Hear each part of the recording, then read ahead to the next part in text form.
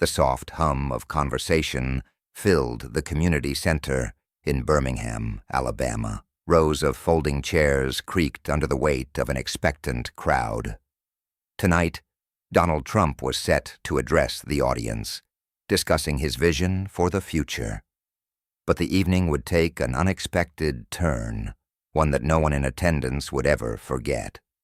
Trump's entrance was as commanding as ever. His bright red tie stood out against his tailored suit, his trademark confidence radiating through the modest venue. Yet even as he took the stage, a sense of calm seemed to settle over him, perhaps a reflection of the intimate setting. The crowd was composed of families, retirees, and locals, eager to hear what he had to say. Among them sat a young girl named Emily. At just 9 years old, Emily was not the typical attendee. Dressed in a white sundress with a pink ribbon in her hair, she sat quietly beside her father. In her hands, she held a small, leather-bound Bible, its edges frayed from years of use. Her grandmother had given it to her before she passed, saying, "This book holds answers, even when the world doesn't." Emily had rehearsed her question for weeks, whispering it to herself during bedtime prayers. It wasn't a question born of curiosity, but one born of loss. Her grandmother's recent passing had left a void, and Emily sought understanding, answers only someone like Trump, a man who seemed larger than life, might provide. The evening unfolded predictably at first. Trump spoke with his characteristic flair, detailing policies and recounting achievements. The audience responded with polite applause, though the energy lacked the fervor of his rallies. As the floor opened for questions, a line quickly formed. Adults took turns asking about economic plans, healthcare, and infrastructure. Emily watched, her small hands clutching the Bible tightly. Her father leaned down, whispering, "You can do this, sweetheart." She nodded, taking a deep breath before standing. As Emily approached the microphone, the room grew noticeably quieter.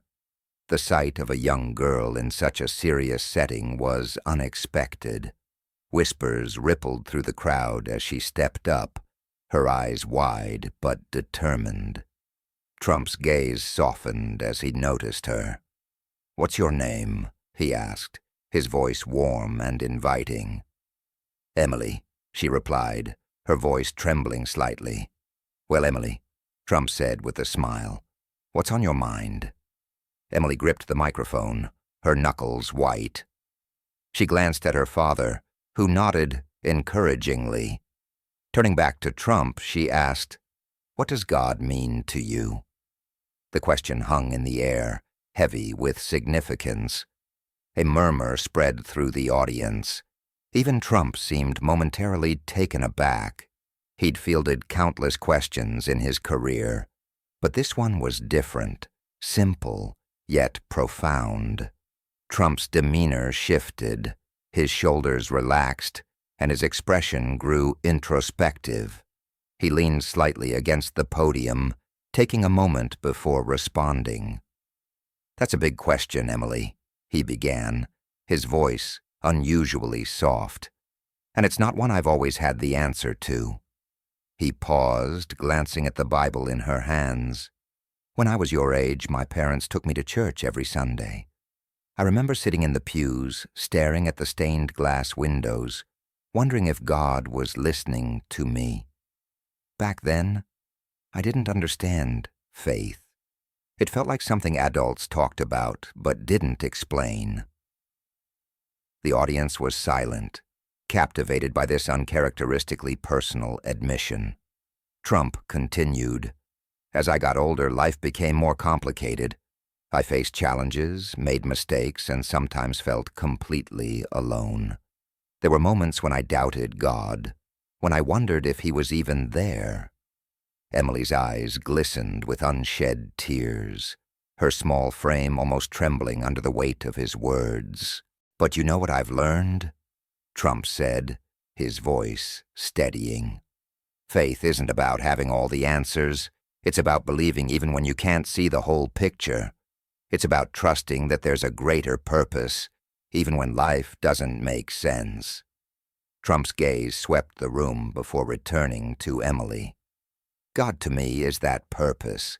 He's the reason I keep going when things get tough. He's the reminder that even when we fall, we can get back up. Emily's tears began to fall, silent but steady. Her father placed a comforting hand on her shoulder, his own eyes glistening. The crowd, too, seemed deeply moved. A man in the back wiped his eyes, and a woman near the front clasped her hands, as if in prayer. Trump stepped away from the podium, his expression unusually tender. "Emily," he said, his voice low. "Your question isn't just about God.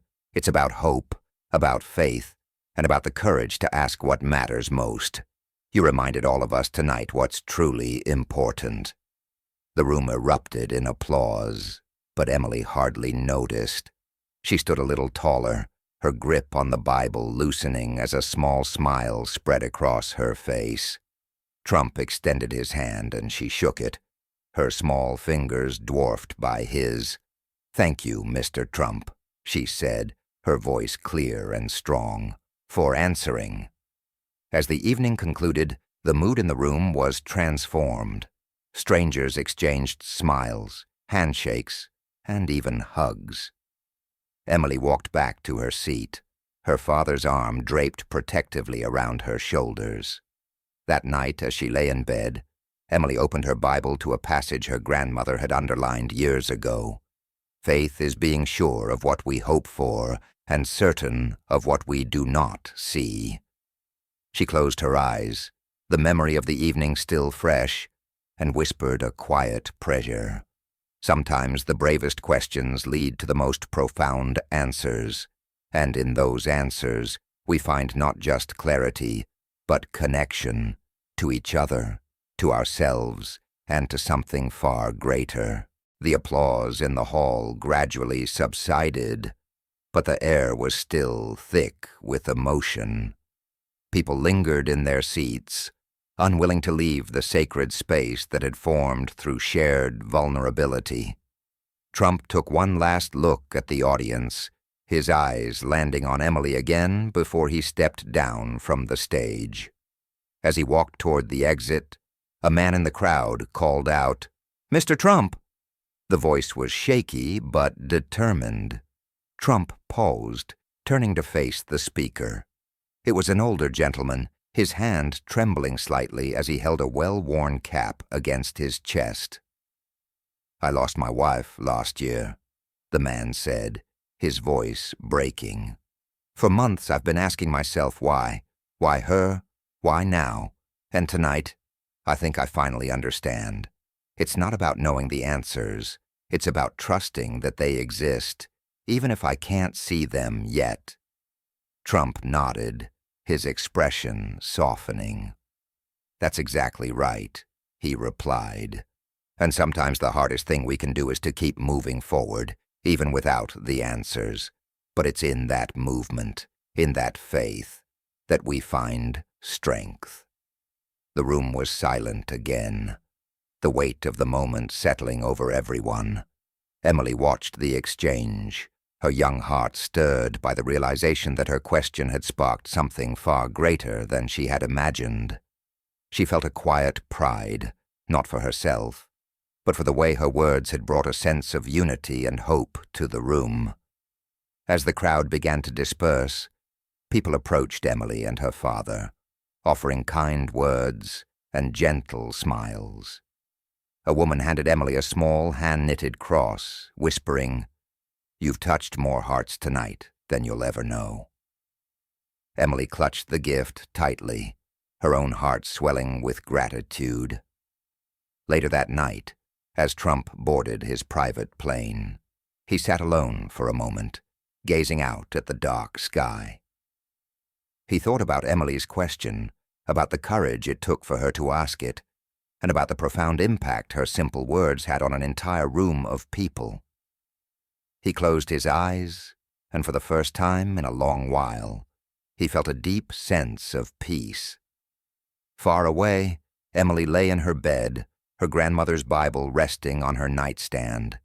She opened her notebook and wrote in her careful, looping handwriting, "Faith isn't about having all the answers.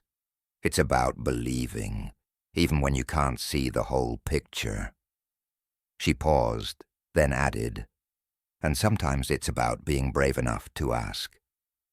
With a smile, she closed the notebook and turned off the light, her heart full of hope for the first time in a long time. Somewhere in the quiet night, a sense of purpose connected them all, reminding them that even in life's uncertainties, there is beauty in the journey toward understanding.